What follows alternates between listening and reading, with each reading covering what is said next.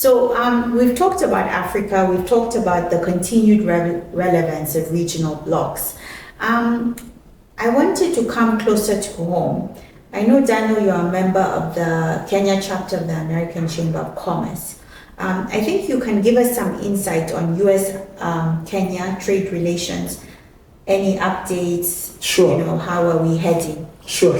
So I think to begin with, you would recall that when President Trump was in office, it was announced that Kenya would negotiate the first free trade agreement with the US.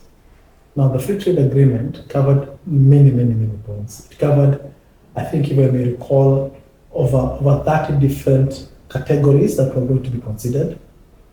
We understand that Kenya was carefully selected by President Trump's government on the basis that Kenya was probably one of the most diversified economies on the African continent.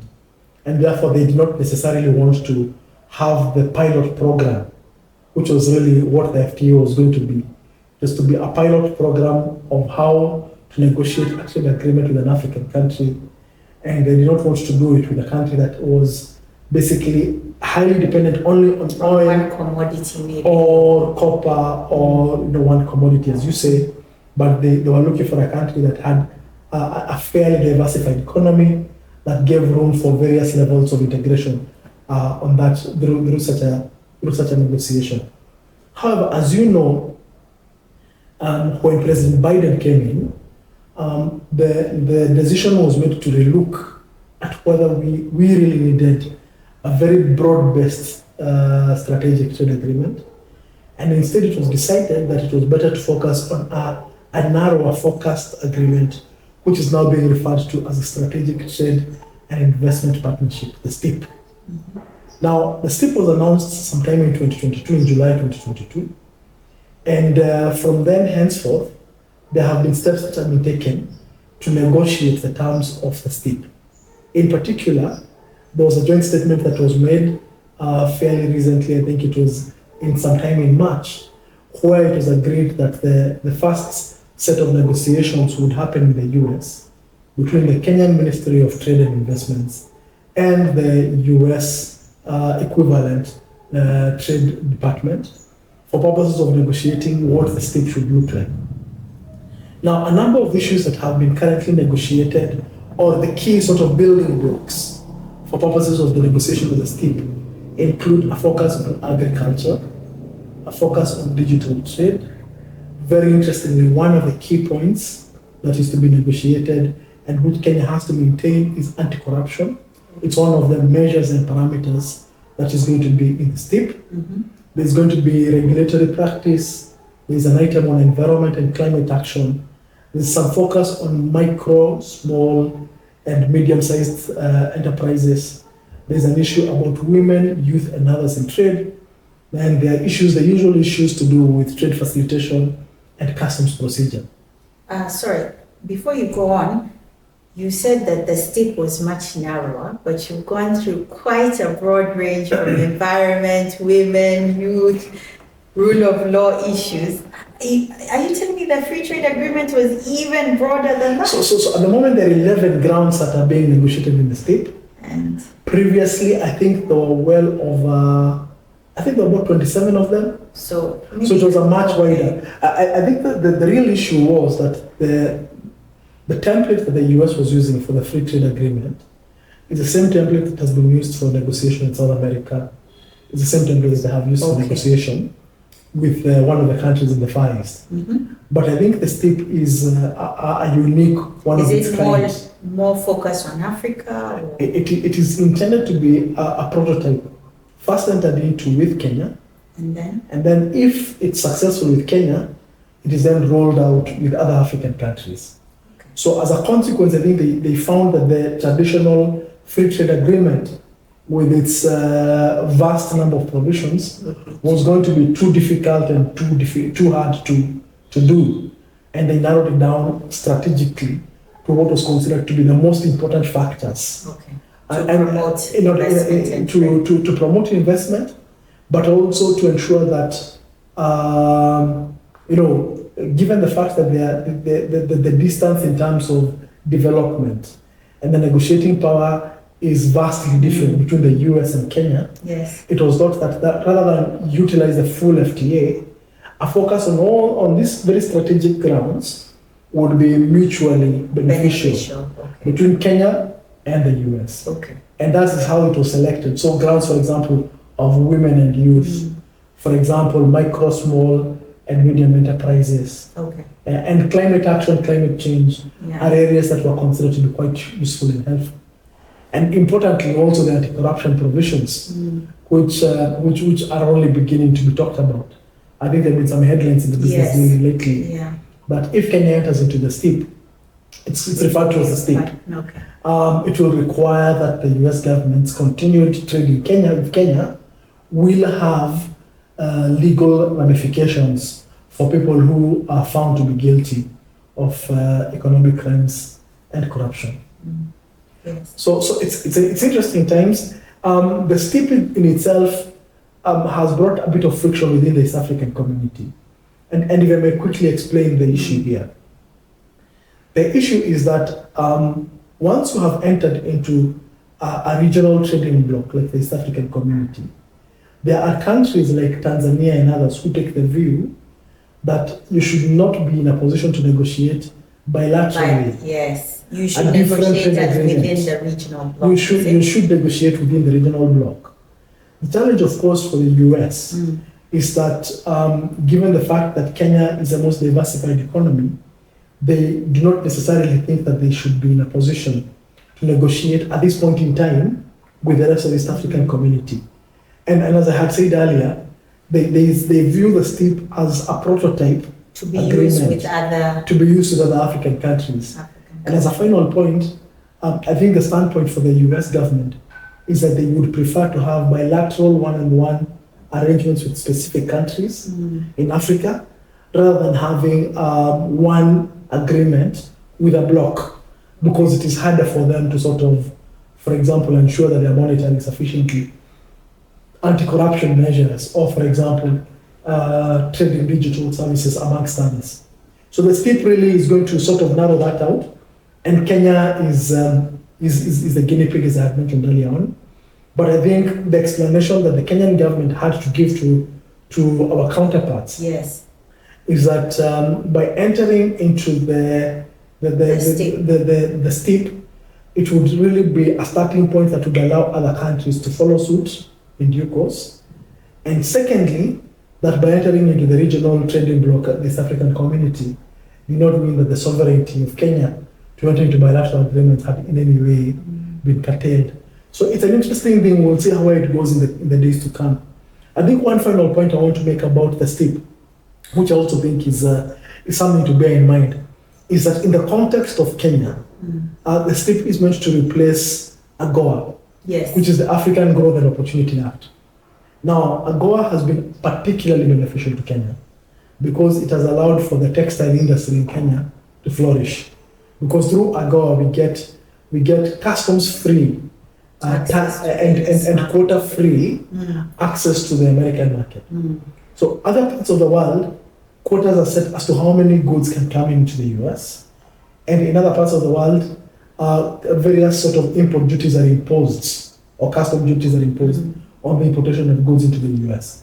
Now, under AGOA, we had both customs-free and quota-free access to the American market, and particularly in the area of textiles.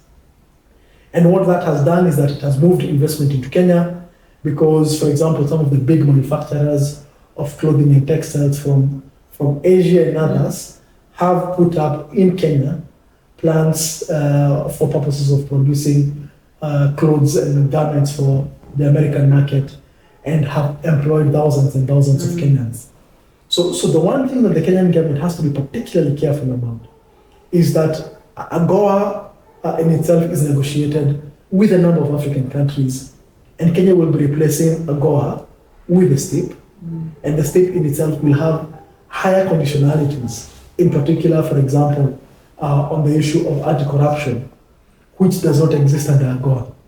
So therefore, the risk of default and the risk of Kenya being locked out if we're not careful under the STIP is higher.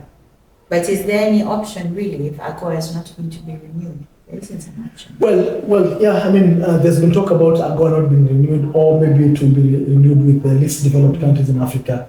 So there are a lot of things that at the moment are all slightly up in the air. So you could say that for Kenya, it is a much better place for Kenya to actually be negotiating its own deal, but it requires Kenyan government to be very strategic in terms of ensuring that the changes we need to implement in Kenya for us to be able to continue accessing the American market, which is a massive market, are put in place and maintained over the course of time. Yeah, I mean, I have mentioned the anti-corruption issue more than once. You have, because I do think that it's a big challenge for our country. We know very well that we have never had we have had prosecutions for anti-corruption matters. Yes. I do not believe we have seen many convictions. We actually have had convictions. I think the issue is that given the scale of corruption and the impact on our country, we are not seeing that the convictions are maybe acting as a deterrent. So I think that there is some way to go on that. But I think it can only move in one direction, in the sense that even though it's difficult for us, unless we tackle corruption, I'm not even sure what we're doing growing trade, because the trade will be it will be gobbled up in bribes. So I think it's an important area for us to focus on. But I'd like to ask you one final thing. I think one of the things I took away from the way you started us on this journey of African Free Continental Trade Agreement is that one of the risks of these types of treaties and agreements, even if we look at state, is changes of government. Are you seeing a big difference in the Kenya government approach, for example, to STIP, now that we have a new president and a new government, or are you seeing continuity in terms of our international trade relations? I almost think that with the new government, with President Ruto's government, there is significant impetus that has been put into these negotiations. For one, I think the Ministry of Trade and Investments, referred to as MITI, has committed significant resources behind the negotiations. When you look at the level of the delegation they sent to the US to negotiate the STIP, it was the first set of meetings, and the way it works is that you probably meet 3 or 4 times in a year, and in between everybody is working to sort of bridge and close the gaps between the negotiations. And typically negotiations of this nature hardly ever take less than 2 years. Often, between the time you commence the negotiations and the time you finish them, you would have easily 2 years, sometimes even longer than that, to make this happen. So I think the Kenyan government has been quite focused around it. So far, it looks like there is a clear intention on the part of both the American and the Kenyan government to bring this into force. Mm-hmm.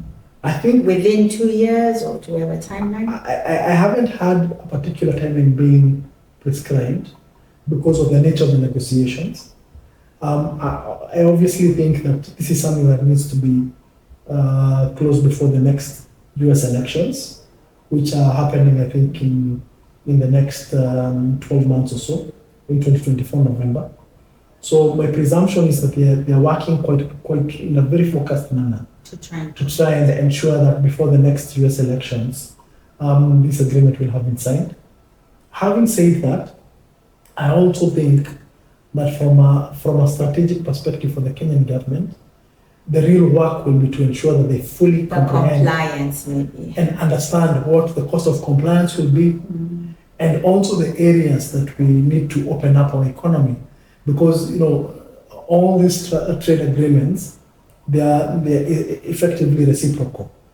So we access the American markets, and they also in exchange they also access our markets. Now there could be some level of protection in certain areas. So for example, what you might say is that for certain nascent industries, the access to the American goods will be protected for the next maybe 5, maybe 10 years. But ultimately, the idea is that there will be full access. So perhaps that's also the reason why they they're looking at certain areas like agriculture, and not everything, not everything. But even those which are currently being discussed, I'm pretty sure that the Kenyan government will want to think quite carefully what the impact will be. For example, opening up the agriculture sector, what does it mean for the agriculture industry in Kenya?